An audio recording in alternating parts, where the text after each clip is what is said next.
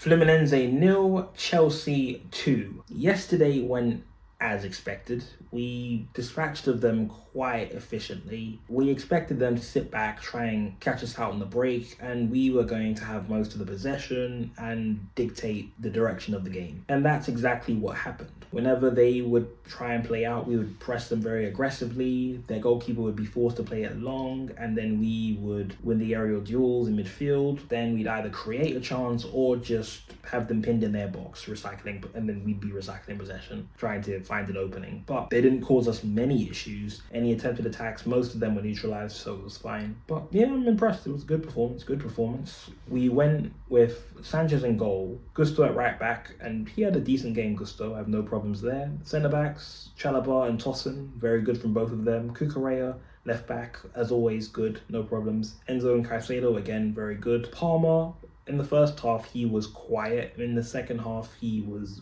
a bit more active. On the right-hand side in Kunku, he was decent, but in the final third, he took too long to make a decision. On the left, Pedro Neto, it was very good, very good yesterday. Using his pace to beat his man. On the break, he was causing a lot of mayhem, and the first goal comes from that because he beats his man with his pace, plays the ball into the box, but a defender intercepts it, the ball rolls out, and it goes to JOAO Pedro, and he wastes no time, hits it, top bins, 1-0, and people don't understand how refreshing it is to see an attacker at Chelsea play like an attacker.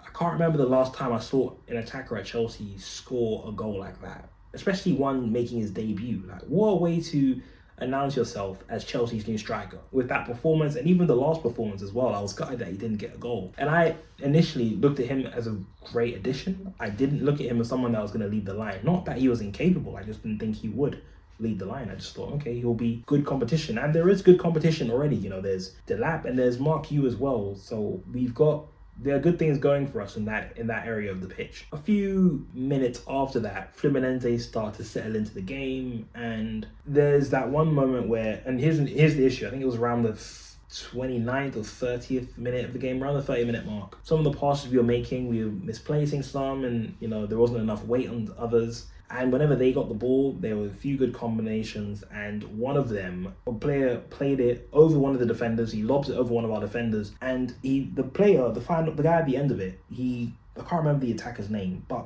he makes a touch, and the touch is very heavy. And by the time Sanchez gets out, he does make a save, but it goes through his legs. And Cucurella, before it goes over the line, Cucurella clears it and Chalobah gets it out the box. But when you watch the replay, I was furious because I looked at what happened and I saw Sanchez and I'm like, why are you just standing there? Get the ball. And just when you thought the trouble was done, we give away a free kick that we really didn't need to give away, and I had a really bad feeling that something was going to happen, and it does, because we give away a penalty, and luckily the decision was overturned, but the ball goes into the box and it goes off Chalobah's hand. But it's in a natural position. So the referee goes over to the screen, he looks at it, he overturns the decision, and he announces it to the entire stadium for everyone to hear. And at that moment, I thought that was funny because I'm just imagining if that happened in the Prem, where the referee goes over to the screen and he has to explain his decision to the crowd. Because there are some games where I look and I think, okay, what's the referee thinking here? He needs to explain himself, or at least have an interview after the game to explain his decision. So it's very interesting to see that. I wonder if we'll ever have that in the Premier League, where a very controversial decision is being made and the referee explains his thinking. It'd be very interesting, but I don't think it'll ever happen. In the second half, it's more of the same. I think they have a few more. I think they're a bit more active and a bit more into the game at that point, because they're now trying to rescue something and salvage something at that point. But again, we were on it. We didn't have any issues. We were defending a corner.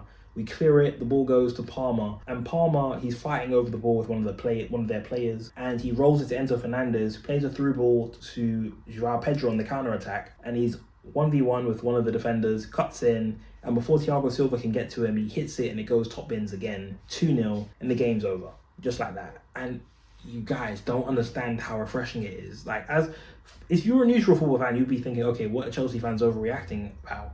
We have an attacker now. We actually have an attacker and a good striker. I'm not saying that he's going to score 20 goals this coming season, no, but he'll score goals. Jackson, I mean, he came on yesterday, and yeah, I think his time at Chelsea is over.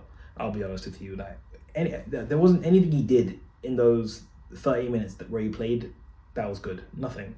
Like, his touch, heavy, passing, misplaced, either misplaced or not enough weight on them. And the final third decision making, again, problematic. Like, he's in the box, He has a chance. One goes straight to the goalkeeper, and another one hits the side net, and then Palmer is to his right, open, where he can make a pass.